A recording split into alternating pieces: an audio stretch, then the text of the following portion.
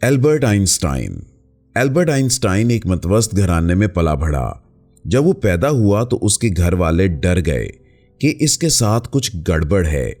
उसका सर बहुत बड़ा था। खुशकिस्मती से इब्तदाई चंद हफ्तों में ही उसके सर की शक्ल दुरुस्त हो गई, लेकिन उसकी परेशानियां खत्म नहीं हुई। जब वो बहुत छोटा था तो उसके वालिदैन ने सोचा कि शायद वो ज़हनी तौर पर माजूर है, क्योंकि वो सीखने और बात करने में बहुत सुस्त था और जब तक वो 4 साल का नहीं हुआ उसने बात नहीं की। उस वक्त वो अक्सर अपने ख्यालात में मुकम्मल जुमले तश्कील देता था, लेकिन बोलता नहीं था। वो जुमले को अपने सर में मश्क करता था और अपनी नरमी से सरगोशी करता था जब तक वो उनको ठीक न कर ले और फिर उन्हें ऊंची आवाज में कहता था। बहुत से लोगों का ख्याल था कि आइंस्टाइन कभी भी किसी चीज में कामयाब नहीं होगा। जब वो 5 साल का था तो उसके वालिद ने उसे एक सादा कंपास दिखाया और आइंस्टाइन ने उसमें दिलचस्पी ली। ये साइंस के साथ उसकी मोहब्बत का आगाज था। उसने 6 साल की उम्र में वायलिन बजाना भी शुरू किया और जिंदगी भर बजाना जारी रखा। स्कूल में आइंस्टाइन एक अच्छा तालिबे इल्म था। वो अपनी क्लास में सबसे ऊपर था, लेकिन बुनियादी तौर पर रियाजी और साइंस के मज़ामीन में ज्यादा दिलचस्पी रखता था। जब आइंस्टाइन सिर्फ 10 साल का था तो उसने अपने तौर पर तालीम हासिल करना शुरू कर दी।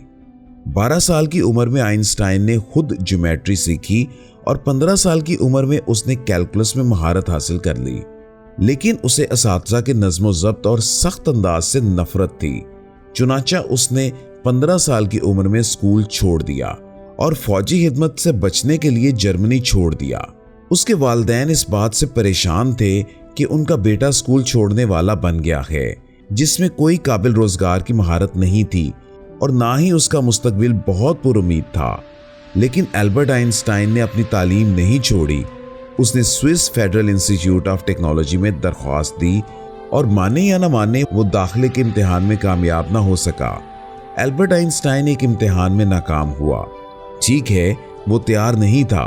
उसे रियाजी और फिजिक्स में महारत हासिल थी, लेकिन उसके अलावा दीगर मौज़ूआत में उसका इल्म अच्छा नहीं था। लिहाजा वो इम्तिहान में नाकाम हो गया और उसे दूसरी बार इम्तिहान देना पड़ा और फिर उसे दाखिला दिया गया। वहां उसने अपनी होने वाली बीवी मेल्विया मारिक से मुलाकात की। इस सेक्शन में 6 तालिबे इल्मों में वो वाहिद खातून थी।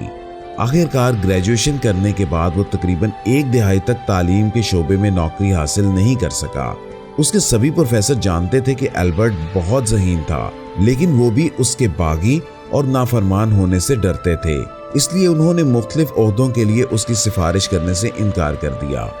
लिहाजा तालीमी इदारे उसे नौकरी देने को तैयार न थे। लेकिन आइंस्टाइन को पैसे की ज़रूरत थी, इसलिए उसने पेटेंट ऑफिस में क्लर्क की नौकरी हासिल की। आइंस्टाइन के लिए ये काम बहुत आसान था, इसलिए उन्हें ये काम बहुत पसंद आया, क्योंकि वहाँ काम करते हुए मुतालिया हासिल करने और तहकीक के लिए बहुत फारिग वक्त मिलता था और उसने अपना बोरिंग काम करते हुए अपनी सबसे अहम थ्योरी तैयार की। उसने थ्योरी ऑफ रिलेटिविटी तैयार की, E=mc²। आइंस्टाइन को नोबेल प्राइज के लिए नामजद किया गया था, लेकिन 11 साल बाद तक उन्हें यह इनाम नहीं मिला। एल्बर्ट आइंस्टाइन 20वीं सदी का सबसे बाअसर माहिर तबियात बन गया। उसकी तहकीक ने दुनिया बदल दी। उसने सैकड़ों किताबें लिखी और वो अजीम फलसफी भी था।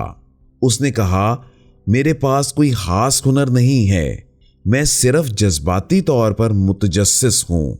लिहाजा अपने तजस्सुस की पैरवी करें। वो जो कुछ भी है उसे देखें, आपको कहाँ ले जाता है। अपने आसपास की दुनिया से सवाल करने से कभी ना घबराएं और रास्ते में नाकामी और गलतियां करने से ना घबराएं। वो शख्स जिसने कभी गलती नहीं की, उसने कभी भी कुछ नया करने की कोशिश नहीं की। दरियाफ्त करने की हिम्मत और गलतियां करने की हिम्मत, यही वो चीज़ है जो कामयाब लोगों को नाकाम लोगों से अलग करती है। अपने खौफ पर काबू पाने और जज्बे की पैरवी करने से ना घबराएं। आपको अगला आइंस्टाइन बनने की ज़रूरत नहीं, आप सबसे बेहतर बने। लिहाजा उठे और वो शख्स बने जिस पर आपको फख्र हो। दुनिया आपकी मुंतज़िर है।